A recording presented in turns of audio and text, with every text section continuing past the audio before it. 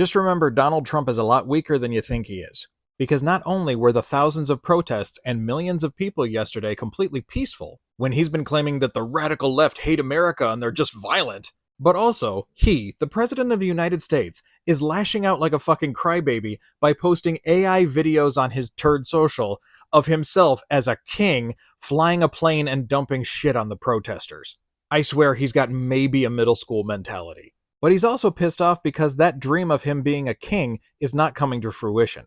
But a recent appellate court of 3 judges, one of which was actually put on the bench by Trump, and none of them were put there by Biden, unanimously rebuked Trump, saying that it was illegal for him to deploy troops into Chicago. And the original judge who put the order in place said that she was profoundly concerned that the federal officials were violating her orders. Because while Trump is trying to frame it that every single person who speaks out against him is part of an insurrection, the court said political opposition is not rebellion. A protest does not become a rebellion merely because the protesters are advocating for legal or policy changes, even if they use civil disobedience as a form of protest or exercise their Second Amendment right to carry firearms, because that's all within the law. Also, even if a protest does have sporadic or isolated incidents of unlawful activity, that does not mean that all of the protesting is a rebellion.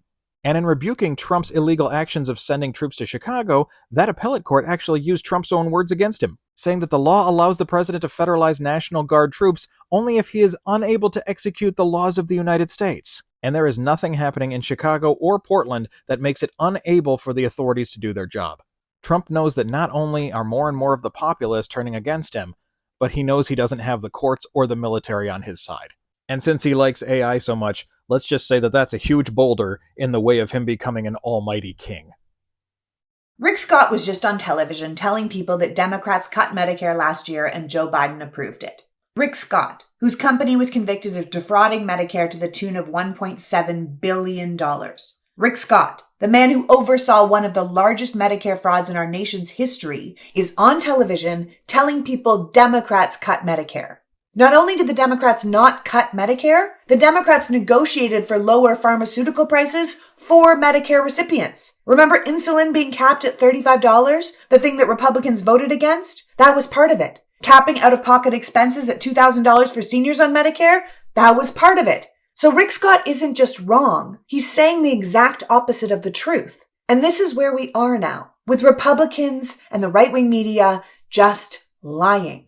It's not just that something like 7 million Americans took to the streets to peel Donald Trump's small, clammy fingers off the throat of America. The sheer number is not what makes this remarkable. What makes this remarkable is that right now Trump is in the process of tearing apart our economy, our government, our military, and our relationships with all of our allies. And in that context, 7 million liberals and leftists turned up to fight for what we believe in, compared to 50,000 at Donald Trump's Stop the Steal rally on January 6th. And there were 0 arrests in Washington, D.C. and New York City, and so far not a report of a single major conflict, compared to over 1,500 felony convictions after the MAGA riots. And they call us the deranged lunatics?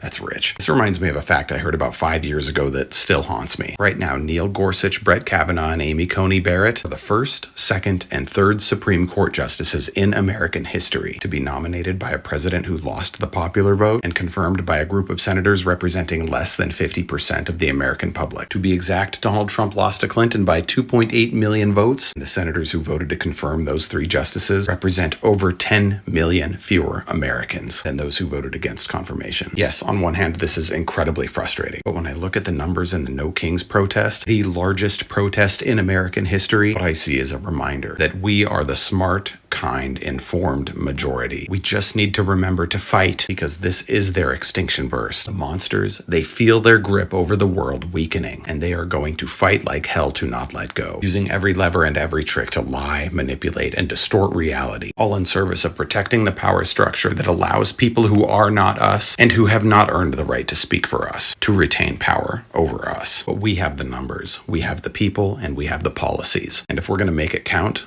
we simply have to not let up. You see what's happening now with ICE in Chicago? You see what's happening even with the announcement that Bad Bunny is going to be doing Super Bowl. You have, Corey Lewandowski saying that ICE is going to be at the Super Bowl as well. And it's like, all right, but what's the point of that? What's the point? Because you know all of the criminal illegal aliens, because that's what this is supposed to be about, right? You know all the criminal illegal aliens every year that score tickets to the Super Bowl. You know.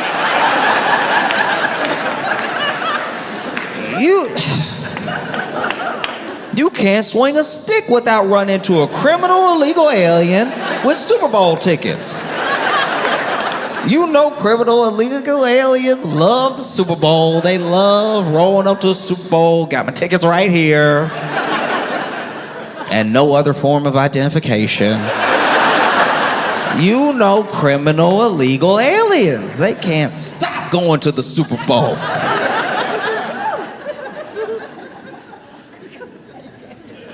In fact, every year I'm like, when are they gonna do something about these criminal illegal aliens enjoying the game while I'm sitting at home because the tickets are like $10,000 just to see. Can't stand criminal illegal aliens having all the money and using it on the Super Bowl. That's an irresponsible purchase. You're not even supposed to be here, Mr. Criminal Illegal Alien, and you going to the Super Bowl instead of hard-working Americans that can't afford to go to the Super Bowl. And we should know that, like, no one is coming to save us in that way. This is everybody's problem, and there's not enough of a travesty. There won't be enough rights that are violated. There won't be enough unconstitutional things happening that's just gonna make the people doing it go, whoops. That's not gonna happen. They're not just gonna stop. You know, they zip-tied kids who were born here. Because this was never about what they said it was about, you know? I look at ICE the way I look at, like, season 6 of Ghost Hunters.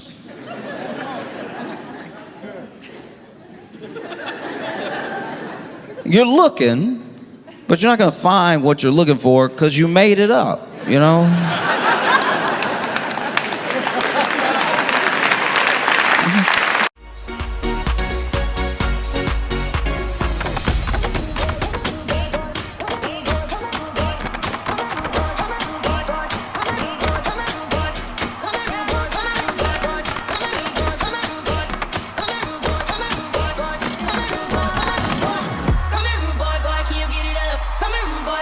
Big enough. Take it, yeah, take it,